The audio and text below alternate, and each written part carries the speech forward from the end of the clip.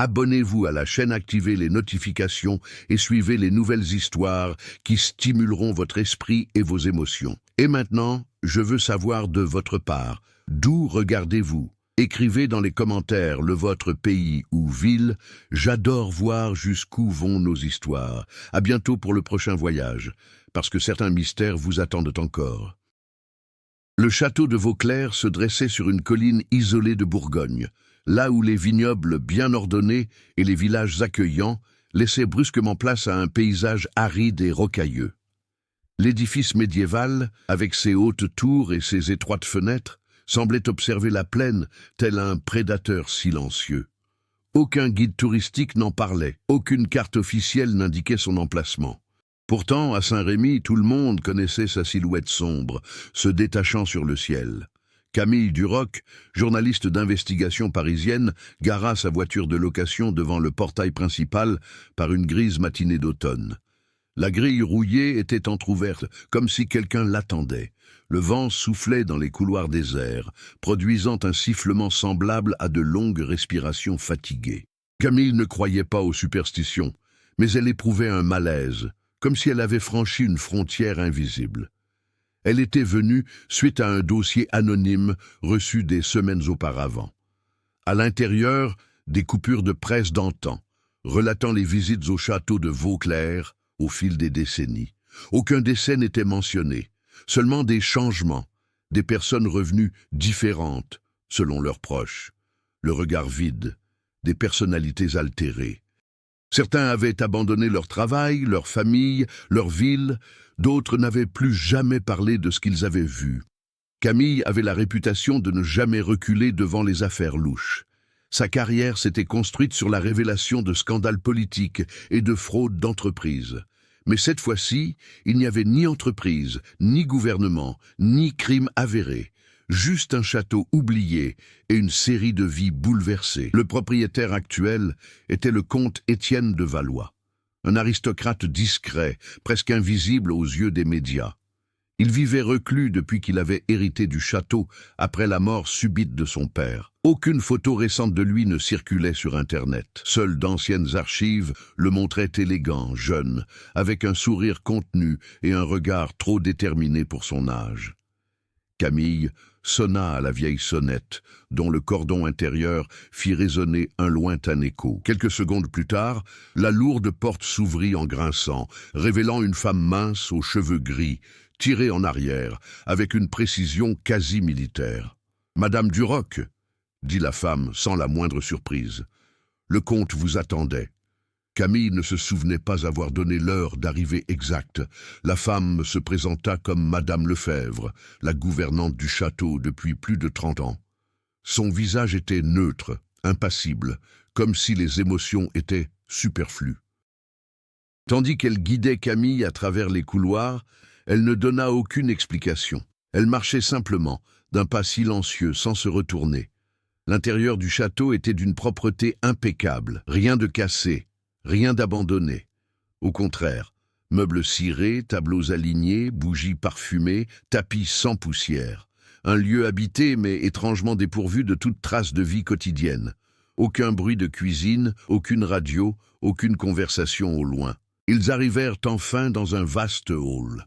Devant la cheminée éteinte, un homme attendait. Grand, mince, vêtu d'habits simples mais impeccables. Son visage était pâle, symétrique, d'une beauté presque irréelle.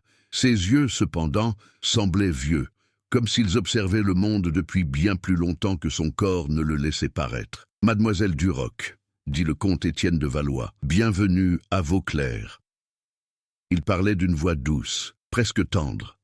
Mais Camille remarqua quelque chose d'inquiétant. Il ne clignait pas des yeux. Aucun mouvement superflu. C'était comme si chaque geste était calculé.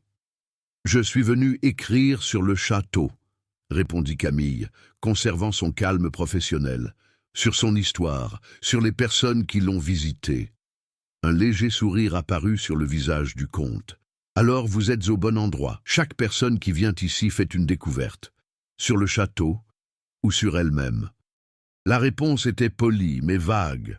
Camille a insisté. « Beaucoup disent que personne ne repart d'ici indemne. » Le comte inclina légèrement la tête, comme s'il analysait chacun de ces mots. Le changement n'est pas à craindre, mademoiselle Duroc. Il est inévitable. Le silence régnait. Le vent s'abattait violemment sur les hautes fenêtres. Au loin, une porte claqua toute seule. Camille prit alors conscience du véritable conflit qui se dessinait. Sa mission de révéler la vérité contre la volonté silencieuse de cet homme qui semblait contrôler chaque souffle au sein du château. Elle devait découvrir ce qui s'y passait. Mais, pour la première fois depuis des années, elle sentait que l'enquête ne se limiterait pas aux faits extérieurs. Un enjeu personnel était en jeu, quelque chose qui affectait directement quiconque osait rester assez longtemps à Vauclair. Madame Lefebvre réapparut, portant une clé ancienne sur un plateau d'argent. « Votre chambre est prête », annonça-t-il. « Le château est vaste. Nous vous recommandons de ne pas vous y promener la nuit sans être accompagné. » Camille détenait la clé. Le métal était trop froid. En montant l'escalier en colimaçon, elle réalisa qu'elle n'avait entendu aucun autre client, ni aucun membre du personnel, à l'exception de la gouvernante. Pourtant, elle avait l'étrange impression d'être observée de plusieurs endroits à la fois. Au bout du couloir, une porte s'ouvrit toute seule, en grinçant légèrement, comme si elle l'attendait. À cet instant précis, Camille était certaine d'une chose. Entrer à Vauclair avait été un choix délibéré. Mais partir, peut-être que cela ne dépendait pas uniquement d'elle. La chambre de Camille se trouvait dans l'une des tours latérales du château. Les murs de pierre la maintenaient froide malgré le chauffage. Le lit était confortable, les draps propres, mais le silence absolu avait quelque chose d'inquiétant. Aucun bruit de plomberie, de pas, de porte, ni même le chant lointain des oiseaux. Seul le vent, omniprésent, comme un murmure continu, s'insinuant à travers des fissures invisibles. Sur la table reposait un carnet en cuir, d'apparence ancienne. Aucun nom n'était inscrit sur la couverture. En l'ouvrant, Camille découvrit des pages remplies d'écritures diverses, d'époques différentes, des entrées courtes, non datées, mais toutes semblaient répondre à la même question invisible. J'ai trouvé ce que je ne cherchais pas. C'est ici que j'ai appris qui je suis vraiment. Rien de ce que j'aimais auparavant n'est resté important. Le château se révèle, le château se transforme. Camille referma soigneusement le carnet. Il n'avait pas été placé là par hasard. Il décida d'explorer les environs pendant la journée. Madame Lefebvre l'attendait dans le couloir, comme si elle n'était jamais partie. La gouvernante conduisit Camille à la salle à manger, où une grande table était dressée pour deux. Le comte Étienne l'attendait déjà, sirotant un café noir sans sucre. « As-tu bien dormi ?» demanda-t-il. Camille hocha la tête, l'observant discrètement. À la lumière du jour, le comte paraissait encore plus pâle. Il ne présentait aucun signe de maladie, seulement une étrange absence de vitalité propre aux gens qui vivent à l'abri du soleil. « J'aimerais connaître l'histoire du château, » dit Camille. « Je n'ai trouvé aucun document officiel. » Étienne regarda par la fenêtre, d'où s'étendaient les champs jusqu'au petit village au loin. « Vauclair a été construit au XIIe siècle, » répondit-il. « Il appartient à ma famille depuis des générations. Il a survécu aux guerres, aux révolutions, aux incendies, mais il est toujours resté debout, comme s'il avait une volonté propre. » Camille comprit qu'il ne plaisantait pas. Après le café, il l'autorisa à explorer certains endroits, pas tous. Certaines portes restaient closes, signalées par des symboles gravés dans le bois. Aucune serrure n'était visible. Juste le bois lisse, comme si elle n'avait jamais été conçue pour s'ouvrir facilement. Dans les couloirs, de vieux portraits ornaient les murs. Sur chaque tableau, des membres de la famille Valois observaient le visiteur d'un regard presque identique à celui d'Étienne. Sur certains tableaux, les personnages semblaient sourire. Sur d'autres, le sourire était si discret qu'il ressemblait à un avertissement silencieux.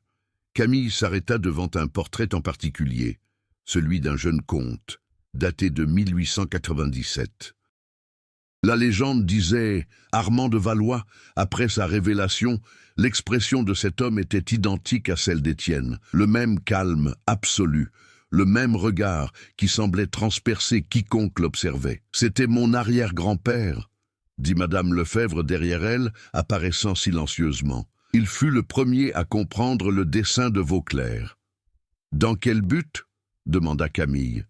La femme de ménage ne répondit pas. Elle s'éloigna simplement, indiquant que la conversation était terminée. Plus tard, Camille décida de se rendre au village de Saint-Rémy. Il souhaitait rencontrer les habitants. Dès qu'il entra dans le petit café du village, l'atmosphère changea. Les conversations s'interrompirent, les regards se détournèrent. Le patron du café lui servit un thé sans lui demander ce qu'il avait commandé. Une dame âgée, assise près de la fenêtre, murmura sans regarder Camille. « Ne reste pas là trop longtemps, ma fille. » Camille s'approcha. « Que se passe-t-il au château ?» La femme hésita, comme si elle pesait ses mots. « Ils reviennent différents. Ils ne parlent pas de ce qu'ils ont vu. Ils ne rêvent pas comme nous. Ils n'aiment pas comme nous. Ils deviennent distants. Comme si une partie de leur âme était restée prisonnière de ces pierres. »« Et le comte ?» demanda Camille. La vieille femme soupira. Il n'était pas né ainsi. C'était un enfant gentil. Après la mort de son père, il passa une nuit seul dans tout le château. Le lendemain matin, il n'était plus le même. Camille quitta le café avec l'impression que chaque pas la ramenait vers le château, comme si une force invisible exigeait son retour. Au crépuscule, alors qu'il gravissait à nouveau la colline de Vauclair, il vit des lumières s'allumer toutes seules aux fenêtres, l'une après l'autre. Aucune silhouette n'apparaissait derrière les vitres, seulement de la lumière. Lorsqu'elle entra, le comte l'attendait dans l'escalier. « Le château commence à la reconnaître, » dit-il. « Bientôt, elle vous montrera ce qu'elle est venue chercher. » Camille comprit qu'elle n'était plus seulement une journaliste observant un mystère. Désormais, elle en faisait partie. Et dans le silence, une question commença à résonner dans son esprit.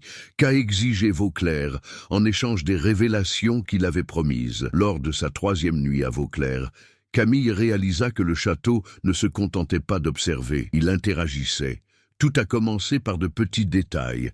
Un objet changeait de place. Une porte qu'elle était certaine d'avoir laissée ouverte semblait fermée. Un autre portrait dans le couloir remplaçait un autre dont elle se souvenait parfaitement. Il n'y avait aucun doute. Quelque chose se réorganisait autour d'elle. Déterminée à garder la tête froide, Camille décida de tout consigner. Elle commença à noter dans son carnet chaque événement étrange, chaque phrase prononcée par le comte, chaque geste de Madame Lefebvre. C'était sa façon de résister, transformer l'inexplicable en données.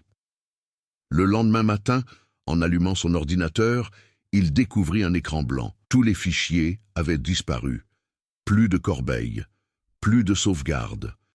Comme s'ils n'avaient jamais existé. Camille descendit en trombe dans la pièce principale. « Qu'ont-ils fait de mon travail ?» demanda-t-il directement au comte. Étienne leva les yeux du livre qu'il lisait. « Ici, seul l'essentiel demeure, » répondit-il calmement. « Le superflu finit toujours par disparaître. Mon travail n'est pas superflu. Pour le monde extérieur, peut-être pas. Pour Vauclair, ce n'est que du bruit. » La froideur de la réponse lui fit comprendre qu'aucune négociation n'était possible. Le château fonctionnait selon ses propres règles, et le comte n'en était que le représentant humain. Il décida alors d'ignorer les restrictions et d'explorer les zones interdites. Il attendit la nuit tombée. Lorsque le silence absolu s'installa, il quitta la pièce muni d'une petite lampe torche. Il traversa les couloirs jusqu'à l'une des portes ornées de symboles sculptés. Le bois semblait palpiter sous sa main. Au contact, la porte s'ouvrit sans résistance. De l'autre côté, un escalier descendait dans les entrailles du château. L'air y était plus froid, lourd, imprégné d'une odeur de pierre humide et de ferraille.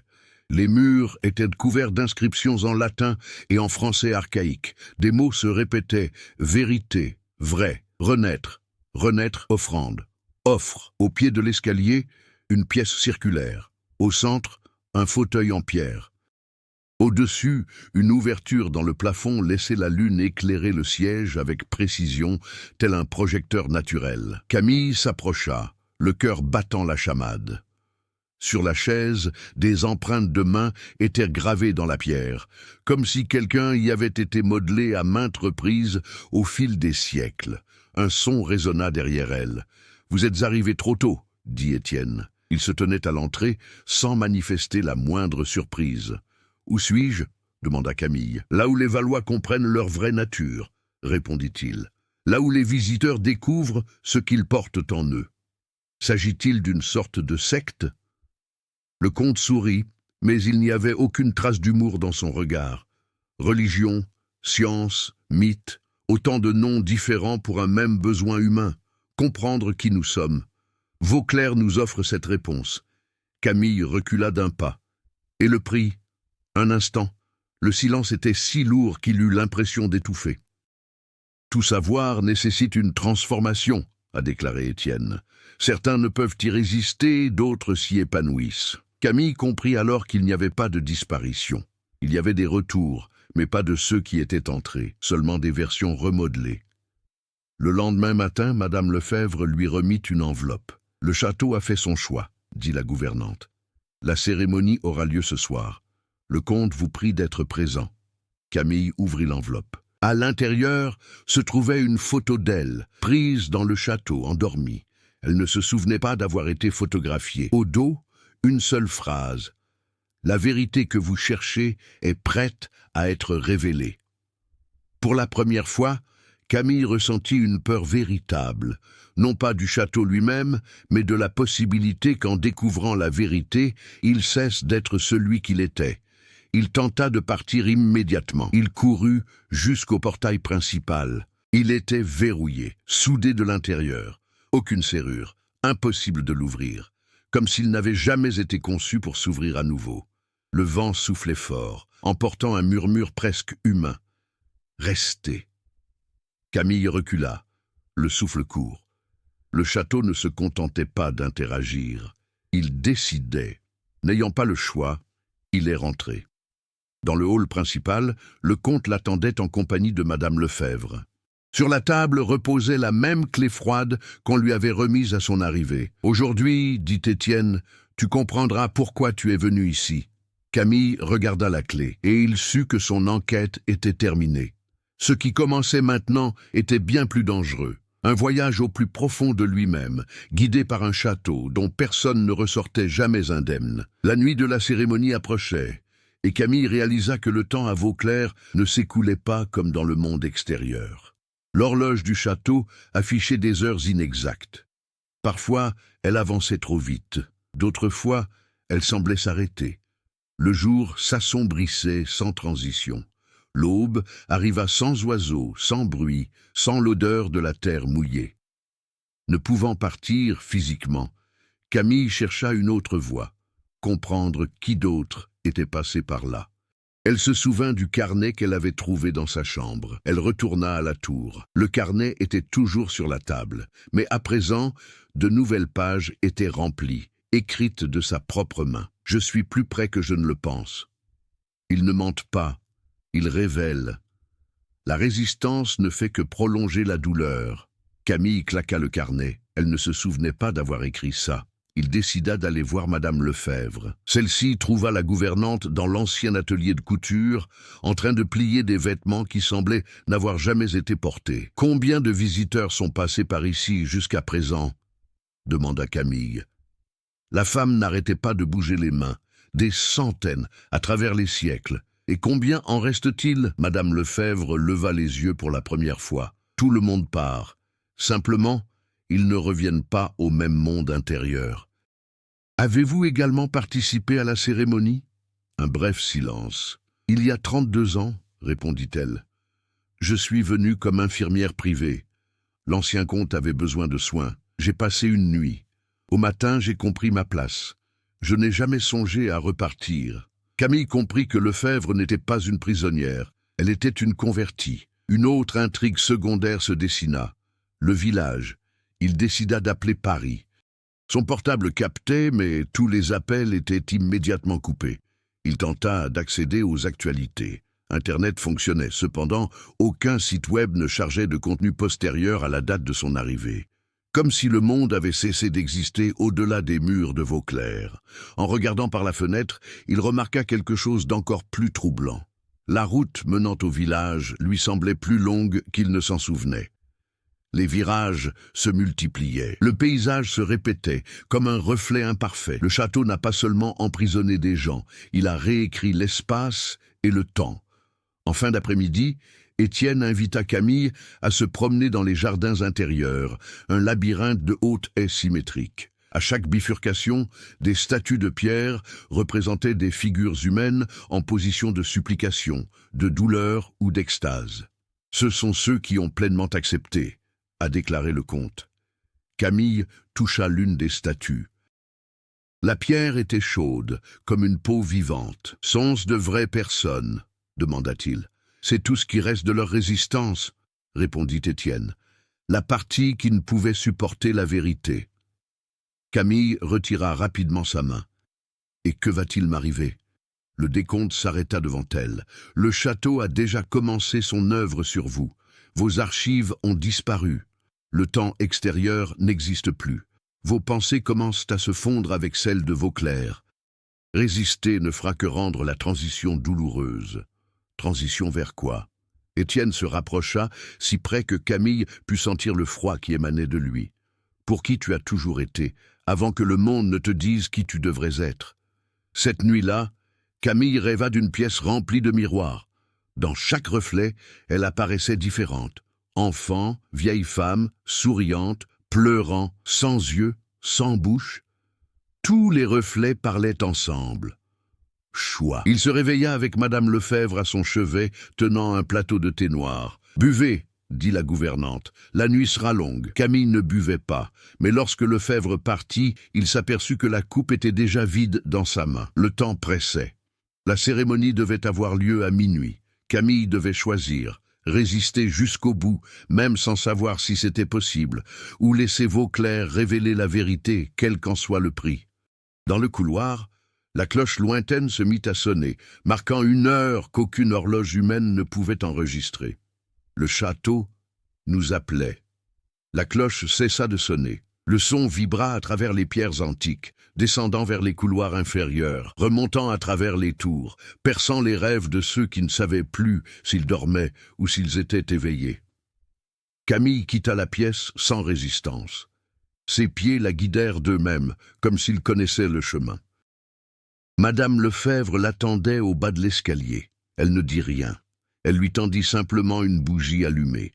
La flamme ne vacilla pas, malgré le vent invisible qui soufflait dans les couloirs. Le comte Étienne attendait dans le grand hall. Il portait un vieux costume de velours noir, brodé de fils d'argent. Il n'avait pas l'air d'un homme moderne. Il semblait faire partie intégrante de l'histoire du château. « C'est prêt », a-t-il déclaré, non pas comme une question, mais comme un constat. Camille tenta de parler, mais comprit que sa voix ne sortirait pas. Sa langue était lourde, ses muscles obéissaient lentement. Pourtant, son esprit restait clair. Elle observait chaque détail, chaque geste, chaque pas vers l'escalier interdit. En descendant les marches de pierre, l'air s'épaissit. La bougie éclairait les inscriptions sur les murs. Certaines semblaient fraîchement écrites. D'autres laissaient échapper une encre sombre qui ruisselait lentement, formant des symboles inconnus sur le sol. Dans la pièce circulaire, la chaise de pierre attendait sous le clair de lune. Mais il y avait quelque chose de nouveau. Autour de la pièce, 6 portes apparurent, là où il n'y avait auparavant que des murs lisses. Sur chaque porte, un nom était gravé. Camille s'approcha de l'une d'elles. Camille Duroc.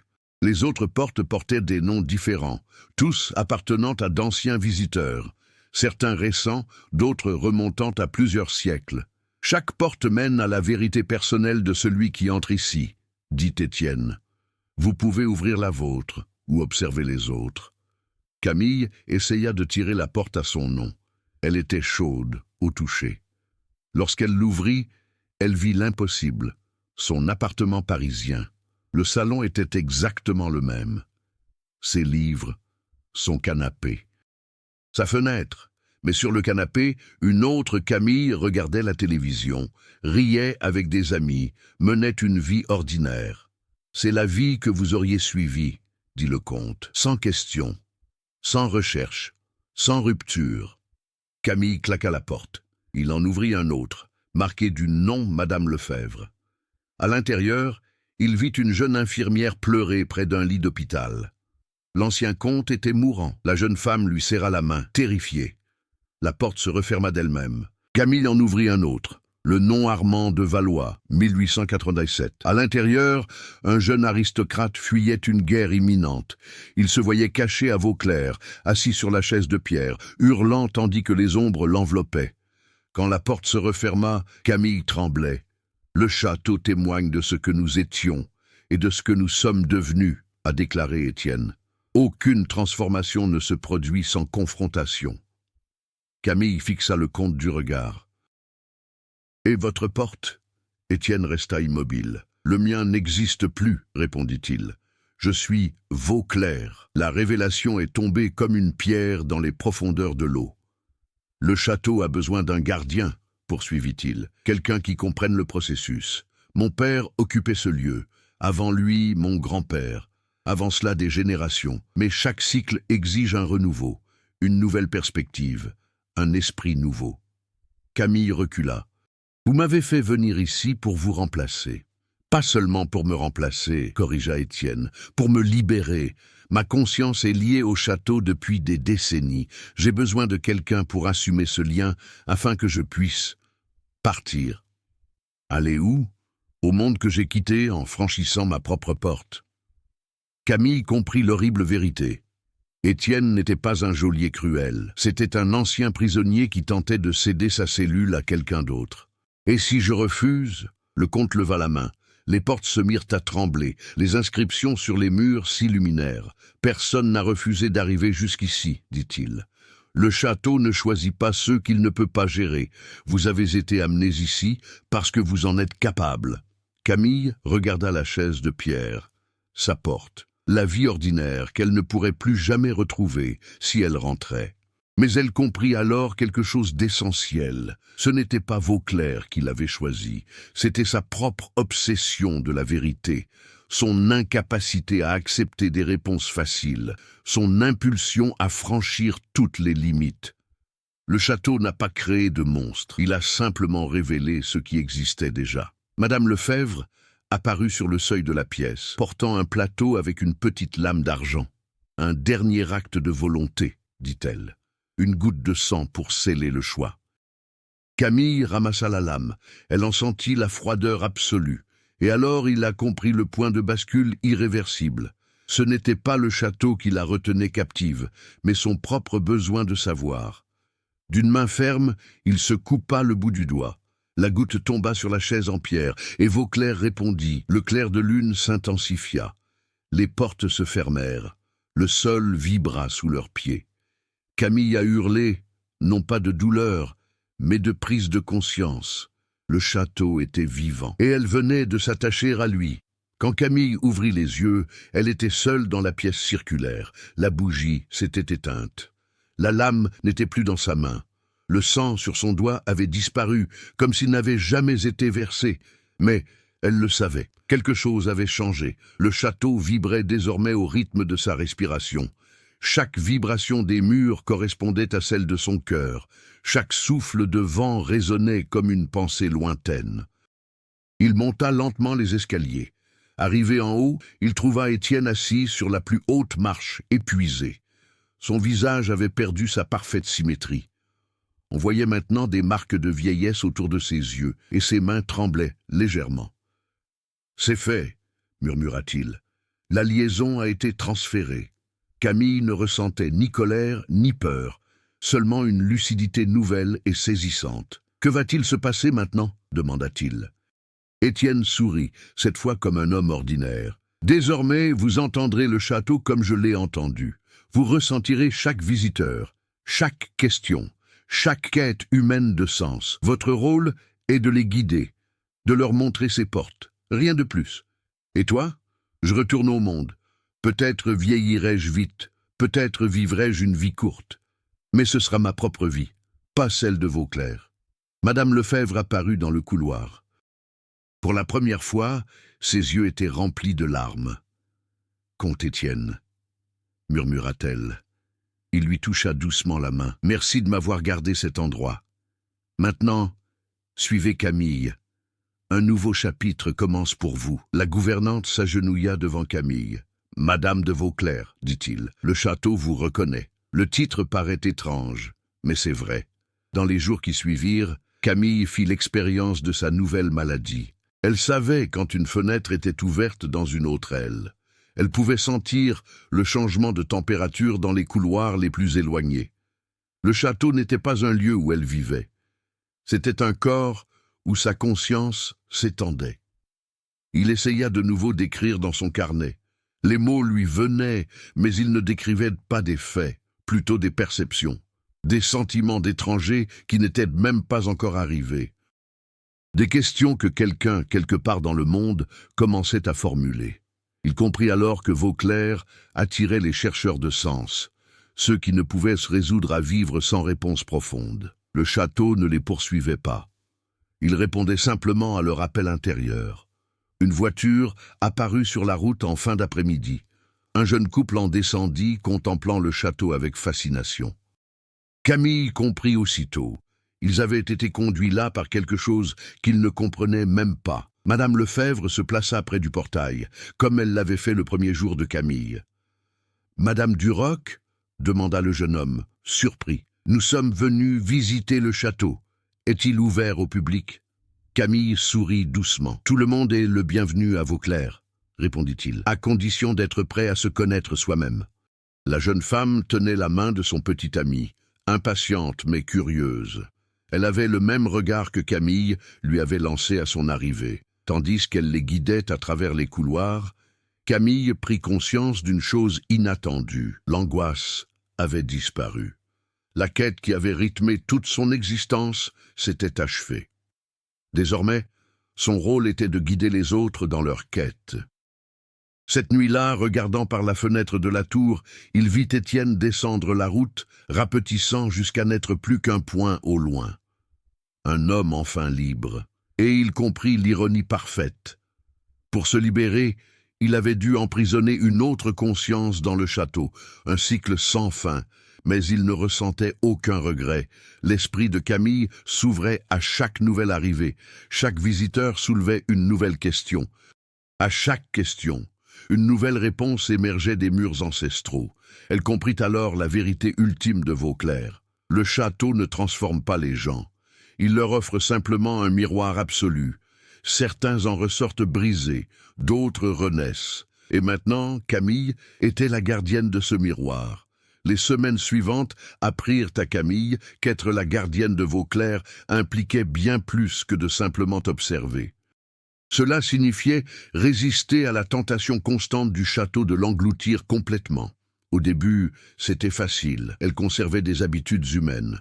Des repas réguliers, la lecture, des promenades dans les jardins. Elle conversait avec Madame Lefebvre, qui la traitait désormais avec un respect absolu, mais aussi avec une certaine prudence, comme quelqu'un qui sait que l'esprit humain peut se dissoudre lorsqu'il est confronté à quelque chose qui le dépasse. Cependant, chaque nouveau visiteur laissait des traces dans la conscience de Camille. Un professeur de philosophie en quête de sens. Une veuve incapable d'accepter la mort de son mari, un soldat traumatisé, une adolescente qui ne reconnaissait plus son propre corps. Chacun entra par sa propre porte. Chacun repartit transformé, et chaque transformation laissa une trace sur le gardien. Camille commença à se réveiller consciente de pensées qui n'étaient pas les siennes. Des désirs qu'elle n'avait jamais éprouvés. Des peurs qu'elle n'avait jamais ressenties. Elle devait apprendre à les filtrer, à préserver son identité au milieu du flot croissant d'âmes révélées. Un jour, Madame Lefebvre trouva Camille dans la pièce circulaire, assise immobile sur la chaise de pierre. « Madame » appela la gouvernante. Camille cligna lentement des yeux. « Depuis combien de temps suis-je ici ?»« 3 heures, » répondit Lefebvre. « Le château a parfois tendance à trop tirer. Il faut savoir se fixer des limites. » Camille se leva en prenant une profonde inspiration. « Comment avez-vous fait pour rester entier toutes ces années ?» La femme de ménage sourit presque maternellement. « Je n'ai pas été choisie pour porter ce fardeau, mais seulement pour servir. Toi, si, mais tu restes humain. N'oublie jamais ça. » Ce soir-là, Camille prit une décision. Elle recommencerait à écrire. Pas des articles, pas des enquêtes, mais un véritable journal intime. Elle y écrirait qui elle était, ce dont elle se souvenait, ce qu'elle ressentait, un fil conducteur pour ne pas se perdre. Chaque matin, il écrivait « Je m'appelle Camille Duroc. Je suis né à Paris. J'aime le café fort. J'ai peur de perdre ma voix intérieure. Je suis la gardienne de Vauclair, mais je suis toujours moi. Le château observait, mais il respectait l'effort. La preuve ultime fut l'arrivée d'un homme seul, sans bagage, le visage impassible. Son regard était aussi vide que celui des coureurs d'antan. Camille le fit entrer dans la pièce circulaire. Il lui montra la porte. L'homme l'ouvrit. Il regarda autour de lui, et il se mit à rire de façon incontrôlable. « Il n'y a rien, dit-il. Pas de vie, aucune possibilité. Je suis vide. » Camille sentit le château réagir. Les murs vibrèrent. Le fauteuil de pierre s'illumina tout seul. C'était rare. Une visiteuse sans identité à révéler. Le château tentait de l'attirer à lui, de le modeler, de créer quelque chose de nouveau. Camille comprit que, si elle le laissait faire, Vauclair consumerait l'homme entièrement, le transformant en une simple statue de plus dans le labyrinthe. Elle est intervenue. « Tu as encore le choix, » dit Camille. « Le château ne crée pas, il reflète. S'il n'y a rien ici, il faut construire à l'extérieur, pas à l'intérieur. » L'homme la regarda, perplexe. Pour la première fois, Camille ferma une porte avant la fin de la cérémonie. Le château trembla. Des rafales de vent s'engouffrèrent dans les couloirs. Des tableaux tombèrent. Madame Lefebvre courut vers elle. « Vous avez défié Vauclair, dit-elle, surprise. Camille resta ferme. « Je suis un gardien, pas un geôlier. Il ne restera pas ici. » Il conduisit l'homme jusqu'à la porte principale. Les portes résistèrent un instant, puis s'ouvrirent. Le visiteur est reparti, sans transformation, sans révélation, mais libre. Au retour de Camille, le château était silencieux. Non pas en colère, mais attentif. Dans la salle circulaire, Étienne avait dit « Je suis Vauclair ». Camille avait désormais compris. Elle n'avait plus besoin de revivre le même cycle. Elle pouvait changer les règles. Le château obéissait à la volonté de celui qui le gardait. Dès ce jour, Camille prit une décision. Vauclair ne serait pas une prison déguisée en révélation. Ce serait un véritable choix. Quiconque souhaiterait partir sans transformation pourrait partir. Et en prenant cette décision, elle sentit le dernier lien de soumission se rompre. Elle n'était plus seulement choisie par le château, elle guidait désormais le château. Et ainsi, dans le silence de la tour, Camille sourit, enfin en paix avec elle-même. La décision de Camille de modifier le rôle de Vauclair n'est pas passée inaperçue. La nuit suivant la libération de l'homme vide, le château manifesta sa résistance. Non par des cris ou de la violence, mais par un silence absolu. Pas un souffle de vent, pas un craquement de bois, pas un écho. Comme si le lieu tout entier retenait son souffle. Madame Lefebvre trouva Camille dans la bibliothèque, essayant de lire, mais les lettres dans les livres étaient mélangées, échappant à sa compréhension. « Il vous met à l'épreuve, » dit la gouvernante. « Le château n'accepte pas facilement le changement. »« Il devra l'accepter, » répondit Camille.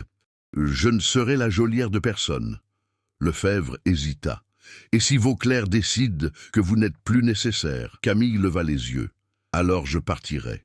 Mais pas avant d'avoir brisé le cycle. » Au petit matin, Camille rêva qu'elle était hors des murs. Le château la contemplait tel un géant de pierre. Des visages émergèrent des tours, tous les anciens gardiens, Étienne, Armand, d'autres, plus âgés qu'elle. Ils parlaient tous à l'unisson. « Vous ne pouvez pas nous libérer sans prendre notre place. » Camille se réveilla, le cœur battant la chamade. Elle comprit qu'il existait une dernière vérité encore à découvrir. Le château n'avait pas seulement besoin d'un gardien. Il lui fallait un sacrifice constant, un lien permanent avec l'esprit humain. Si elle rompait le cycle, Vauclair mourrait, et avec lui, toutes les consciences préservées là-bas. Lefebvre lui apporta un café. Son odeur aida Camille à se rappeler qui elle était en dehors du travail. « Je dois voir toutes les portes, » a déclaré Camille, « y compris celles qui n'ont jamais été ouvertes. » Madame Lefebvre empâlissait. « Il y a des portes que même le comte n'oserait pas toucher. Il est alors temps de les toucher. » Ils descendirent ensemble dans la salle circulaire. Là où il y avait eu 6 portes, il y en avait maintenant des dizaines. Des noms de différents siècles, des langues mortes. Certains noms étaient barrés, comme effacés de l'existence. Au centre, le fauteuil de pierre brillait de sa propre lumière. Camille passa entre les portes, sentant chaque vie emprisonnée là comme un écho lointain. Des enfants, des moines, des soldats, des femmes brûlées comme sorcières, des philosophes, tous des chercheurs de vérité allés trop loin. À l'arrière-plan, une porte noire, sans nom, aucune inscription, pas de poignée. « C'est la première porte », dit Lefebvre d'une voix douce. Personne ne l'a ouverte depuis plus de 300 ans. Camille s'approcha. Au contact de la surface lisse, une vision lui vint à l'esprit. Le château s'élève sur des ruines encore plus anciennes. Un cercle d'hommes et de femmes, torches à la main, un pacte scellé, non par le sang, mais par la conscience. Un pacte humain pour créer un lieu où l'esprit pourrait transcender les limites ordinaires, un laboratoire spirituel, une expérience. Mais l'expérience exigeait toujours un observateur intérieur, un gardien, un sacrifice volontaire. La vision cessa. Camille retira sa main. « Si je brise le cycle, dit-il, toutes ces consciences seront-elles libérées ou effacées ?» Lefebvre ferma les yeux. Personne n'a jamais osé poser cette question. Camille comprit alors le véritable dénouement qui approchait. Il ne s'agirait pas d'un combat contre le château, ce serait un choix impossible. Maintenir Vauclair en vie, préserver des milliers de consciences transformées au prix de sa propre liberté, ou la détruire, se libérant ainsi, mais effaçant tous ceux qui y avaient trouvé un sens.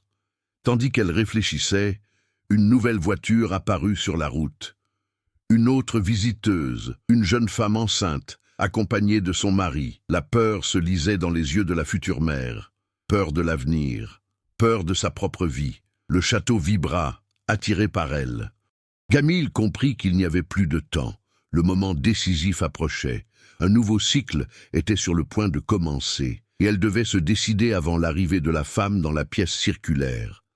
Dans la tour, Camille écrivait dans son journal « Si la vérité exige un sacrifice éternel, il est peut-être temps de redéfinir ce qu'est la vérité. » Il ferma le carnet, il le mit dans sa poche, et il descendit pour connaître le même sort que Vauclair.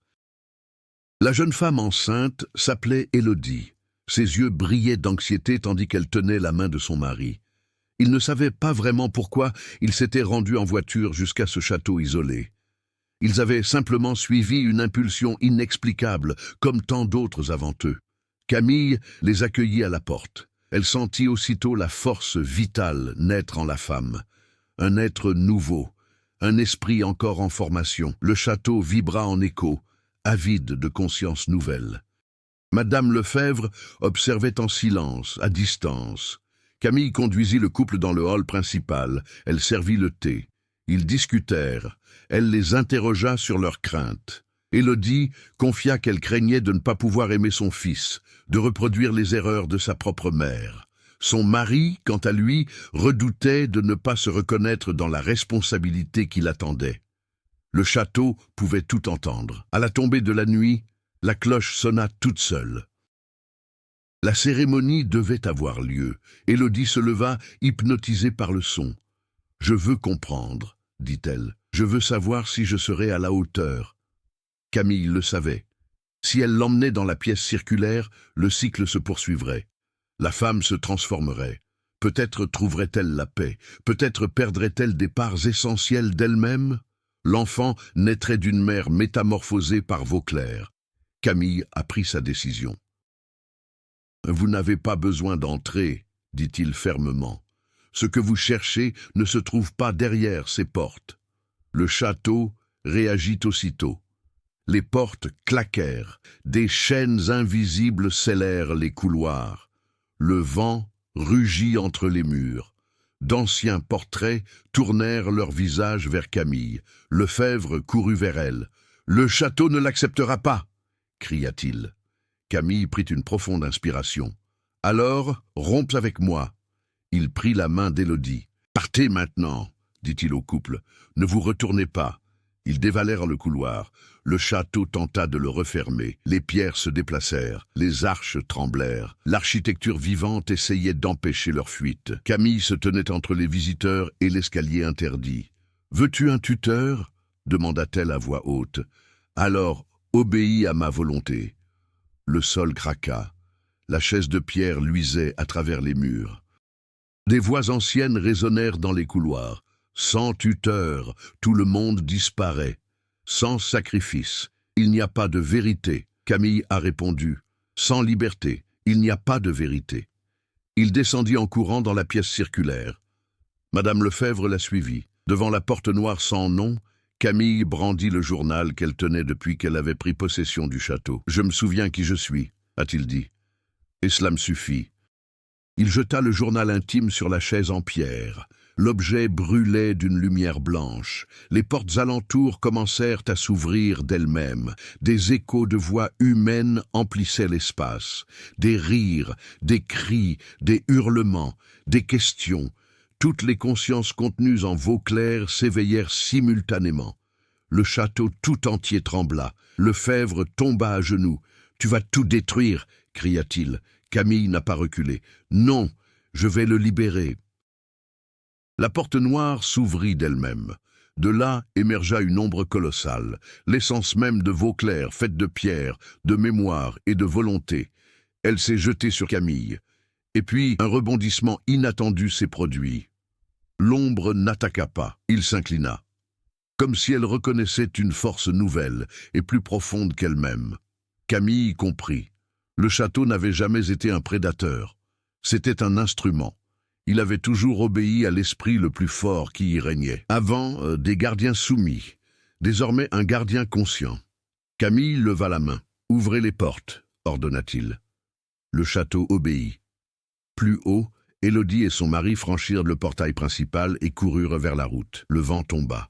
Le ciel se dégagea. Le monde extérieur reprit vie. Dans la pièce circulaire, les portes commencèrent à disparaître, une à une. Chaque nom se dissolvant dans l'air, la conscience retourna au flux naturel de l'existence, libre, sans entrave, sans forme.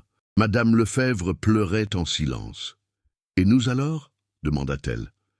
Camille regarda autour d'elle. Les inscriptions murales s'effaçaient. La chaise de pierre se fissurait. « Vauclair tel qu'il était, c'est fini » dit Camille.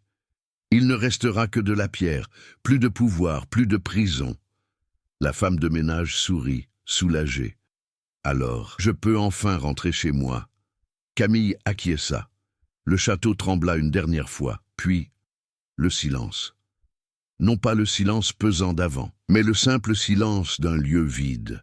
Camille grimpa jusqu'au portail principal. Le vent nocturne lui caressa le visage. Pour la première fois depuis longtemps, l'air avait une odeur de monde réel. Elle descendit la route sans se retourner. Le château de Vauclair se dressait toujours sur la colline, un simple vieux château, aucun murmure, aucun écho, aucun destin caché, et Camille Duroc était redevenue simplement Camille, non transformée par le château, mais par votre propre choix. À l'aube, Camille marchait seule sur la route menant au village de Saint-Rémy. Le ciel se teintait de douces nuances de rose et de gris, et pour la première fois depuis son arrivée, les oiseaux chantaient dans les champs. Le monde avait retrouvé son rythme naturel.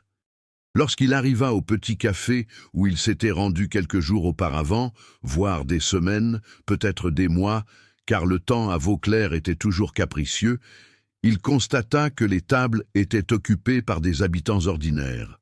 Ils discutaient, riaient et buvaient du café chaud. Cette normalité semblait presque irréelle.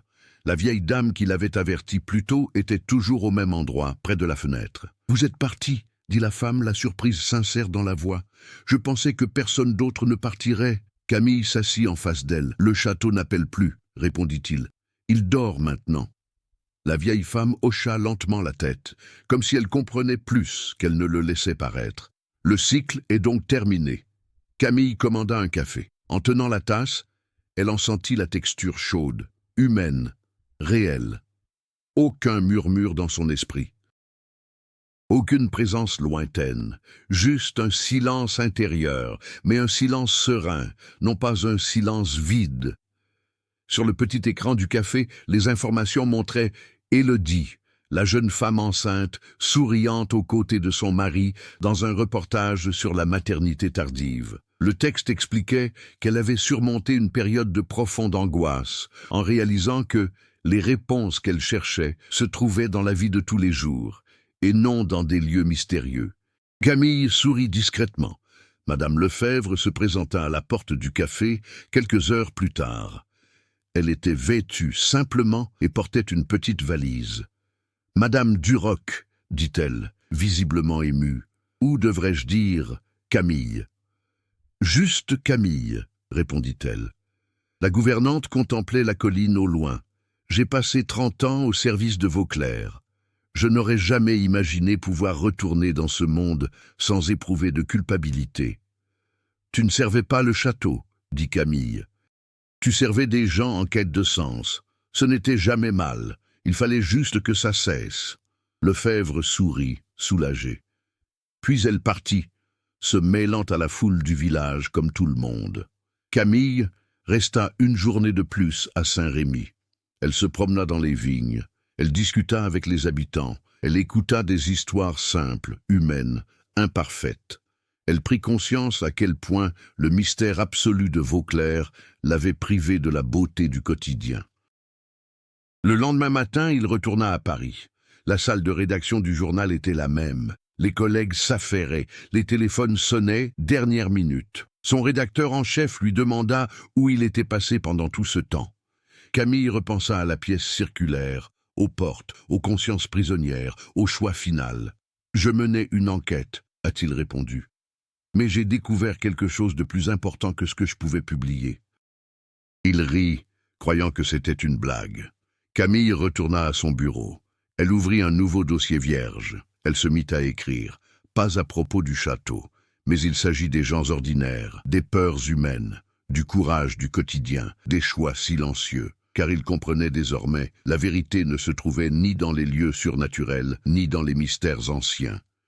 La vérité résidait dans la capacité humaine à choisir qui l'on veut être, même face à l'impossible. Et parfois, la plus grande enquête ne consiste pas à découvrir des secrets cachés, mais il s'agit de reconnaître sa propre liberté. Des mois plus tard, un groupe de touristes photographia le château de Vauclair de loin. Le guide local expliqua qu'il ne s'agissait que d'un bâtiment médiéval abandonné sans importance historique particulière. Plus personne ne parla de visiteurs transformés. Aucune légende ne subsista. Sur la dernière photo prise ce jour-là, cependant, quelque chose est passé inaperçu. Dans l'une des fenêtres de la plus haute tour, l'espace d'un instant, apparut la silhouette d'une femme, contemplant les champs. Ses yeux reflétaient une douce lumière, ni humaine ni monstrueuse, simplement consciente. Lorsque le photographe a revu l'image plus tard, la fenêtre était vide. Le château demeura silencieux, mais jamais complètement vide. Et vous, auriez-vous le courage de franchir les portes de Vauclair, s'il existait un lieu capable de révéler tout ce que vous êtes, sans masque, sans excuse, sans échappatoire? Y entreriez-vous? Ou préféreriez-vous rester dans l'illusion confortable de la vie quotidienne? L'histoire de Camille nous rappelle que parfois, le plus grand mystère ne réside pas dans les châteaux anciens ou les rituels secrets, mais en nous-mêmes. Si ce voyage a suscité en vous des interrogations profondes, partagez vos impressions. Dites-nous, seriez-vous prêt à rechercher la vérité absolue, même en sachant que vous pourriez ne plus jamais être le même? Après tout, certains secrets ne peuvent pas être cachés dans des châteaux. Elles sommeillent dans l'esprit de ceux qui osent les interroger.